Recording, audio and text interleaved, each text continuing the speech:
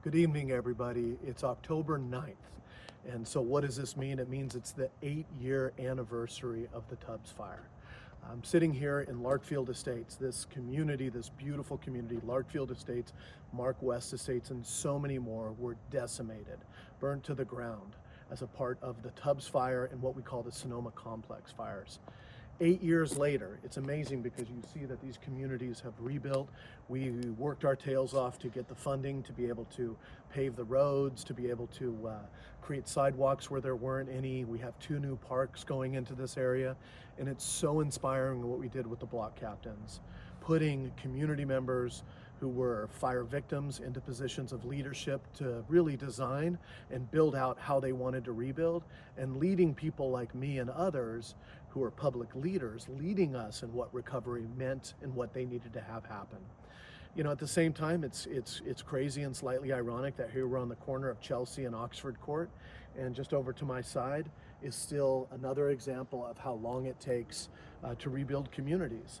That's an empty lot with an empty, pool where probably all this toxic water back in those days had to be pumped out of it. And there still are areas that you can still see the impacts of those fires.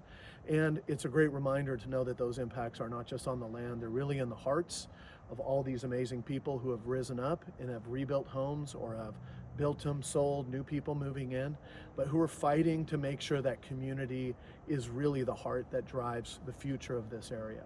We have something that we created called the Mark West Municipal Advisory Council, and they go through and they do just amazing work to help us design how we deal with the community effects in these unincorporated areas, these areas outside of cities, where they always haven't had the voice to be able to be self-determining how their community looks on the ground.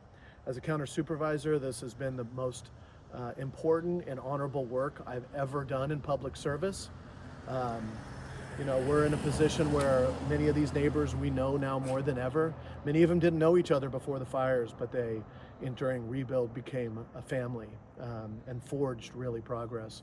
And I just want to thank all of the amazing, first of all, first responders on that night, and I want to thank and give honor to all the families who lost loved ones in this fire alone, 24 people.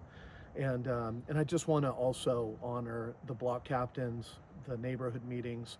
We worked every week. We'd get together on Wednesday mornings post-fire with a group of people, a congress of fire survivors that would then distribute the information to the wider networks in their neighborhoods and would drive solutions, and they'd share our updates, but then they'd tell us what they needed. And it was the most beautiful aspect of community building, accountability, and real on-the-ground leadership that I've ever been a part of. So thank you. It's crazy to look at this and see that a fire that can destroy so many things can leave this heat in a community that you can use to rebuild. So it's a beautiful story too. Thank you.